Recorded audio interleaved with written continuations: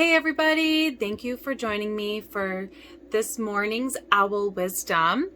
I am concluding, this is the second part of the thinking traps, the first video, and if you have not seen it, it'll just be the last video posted last Sunday, the first 4 thinking traps, and now we are going to do the last 4 thinking traps. There's 8 total, and we'll just jump right in. So, the 5th thinking trap is externalizing. So we ended the last video with personalizing, how we took everything on as our fault. I did this, it's my fault, my responsibility, even when it's not.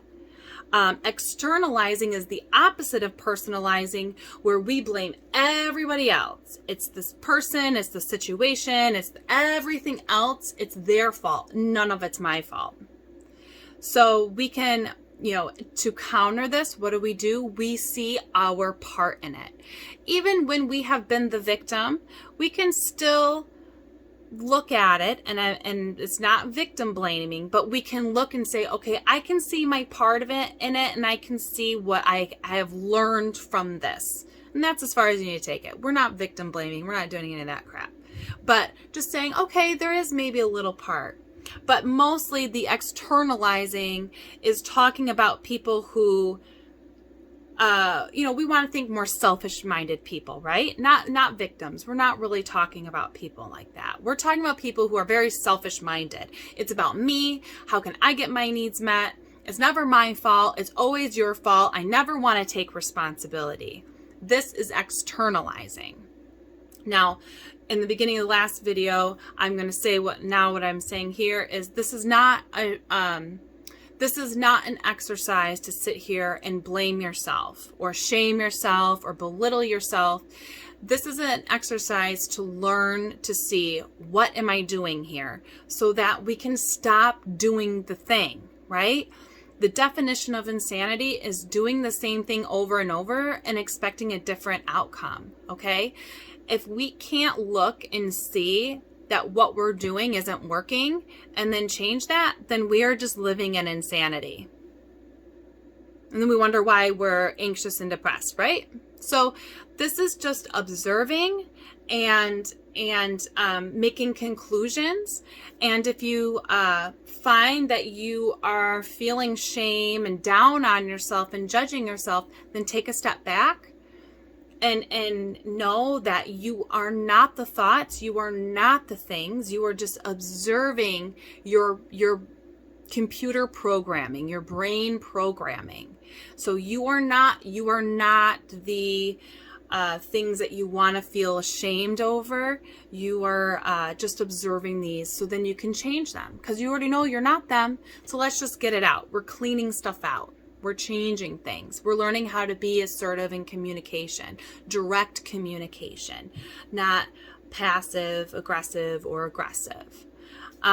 So we learn how to do that within ourselves first, so then we can communicate outwardly, appropriately, and effectively. Okay, now we're going to jump back into it. So the 6th thinking trap is mind reading. And this one can be a little tricky for empaths or intuitives, because there is a part of your intuitive abilities that you can kind of interpret and read people's energies and their physical little facial cues, body gestures, right? So I'm bringing this up to discern between an intuitive ping, as I like to call it, an intuitive knowing, is going to come from really deep in your heart to your stomach. It's going to be a very deep knowing. Mind reading thinking trap is going to be very in your head, very heady. You might actually be kind of spinning. And the mind reading is going to come through as just like that first one of jumping to conclusions and making assumptions about people. We are either assuming what people are thinking and feeling and assuming their intentions behind things, or we are assuming people can read our thoughts and feelings and intentions. So this is a really big thing. Like I was saying, it's about communication. It's about assertive communication, direct communication, saying what you think and saying what you feel, and how that's very important. So mind reading, very heady, now you can stop and say, okay, I am just jumping to conclusions and making assumptions about what this person is thinking or doing. Or if you find yourself getting mad that a person didn't do a thing, well, did you actually communicate your thoughts or needs or an expectation to this person? Or did you just assume because you gave like this passive aggressive little like, well, I put the pencil here, so he should have known what that meant?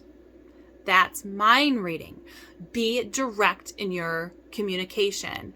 Honey, I need you to fill this out and sign this. So here's a pencil or a pen so you can sign this. Thank you so much. Not, get it? Be direct. Okay. Mind reading. So the 7th one is overgeneralizing. So think of this when we speak in absolutes. They're always doing this. They never do this. I can't believe it. And so we'll catch this. This is very subtle and low key. And you might actually catch it more like when you're kind of like bitching or complaining to somebody and they're like, they always do this. They never do that. They always leave that cup on the counter. I can't believe it. They never. And it's like, oh, okay, really? Is it absolute? Always, never? It's something you just check yourself on, and then you can reframe it. It feels like most of the time they're doing this. Most of the time they're not doing this. And then maybe that's that communication. If it's a couples thing, you got to work together as a couple. It's equal. It goes both ways. Overgeneralizing. So then the last one is emotional reasoning. And the overgeneralizing and the emotional reasoning, this can be stuff that shows up more in like abusive or unhealthy relationships where there isn't that direct communication. Same with the mind reading, but the overgeneralization, the emotional reasoning. Emotional reasoning is where you are kind of justifying and explaining away certain behaviors, mostly behaviors, right? Or situations, when it's just not just. It's just not well, he yelled at me because he had a bad day, and I guess I did kind of bug him when he first got home. No, that doesn't justify him screaming at you and taking out his anger from his shitty day, right? Like, that's emotional reasoning. Like, oh, well, he was feeling he had a heart. No, that never justifies the person's reaction or what happened or whatever.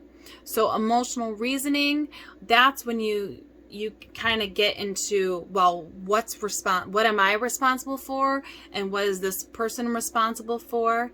And learning to kind of stay in your lane about things.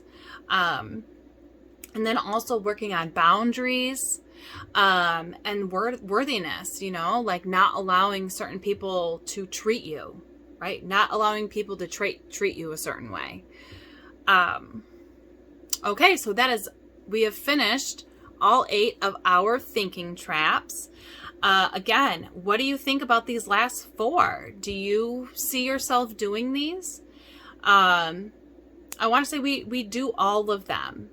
It's a normal way that our human brains think. So, again, there's no judgment, but when you see ones that you're doing maybe very regularly, then you can change that. You can catch yourself and go, okay, I need to stop doing that. Then you'll actually find that your mental health improves because you're not stuck. You didn't fall into this thinking trap and get stuck in a way of thinking that is keeping you limited. So again, I'd love to hear what you think and what ones resonated with you. What traps do you fall into? Anyway, take care, everybody. Bye.